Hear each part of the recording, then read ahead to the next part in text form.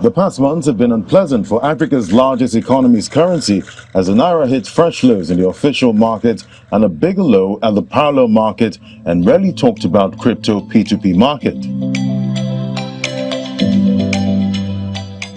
While the federal government does not recognize the parallel market and the crypto P2P market, the Tinubu-led administration did promise a unified exchange rate. Unification of the foreign exchange market, fine, not by any means perfect, but at least substantial more revenues have come in.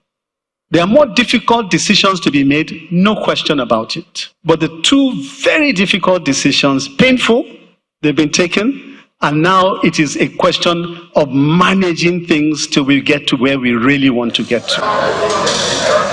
With the gap between the official and parallel markets growing even wider, this prompted the leadership at the CBN to look for solutions with the readmission of 43 items.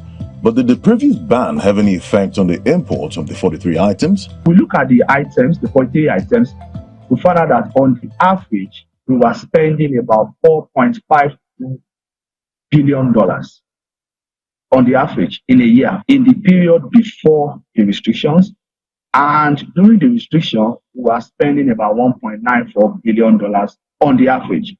That is about a 57% reduction in terms of our demand.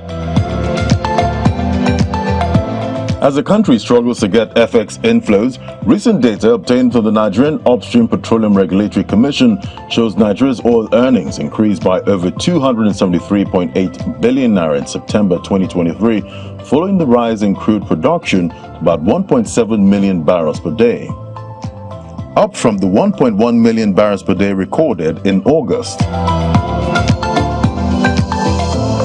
But more data from the CBN points to a stark reality, as the federal government of Nigeria's interest payment on Ways and Means debt to the Central Bank of Nigeria in the first half of 2023 surpassed the revenue it generated from crude oil. Just to service the Ways and Means interest that the federal government is paying back to the Central Bank of Nigeria for borrowing from the Central Bank of Nigeria is more than $1 trillion.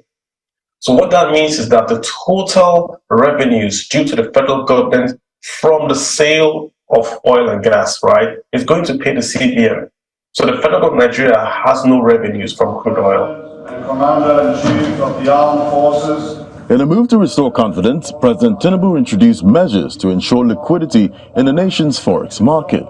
It relates to foreign exchange obligations of the government.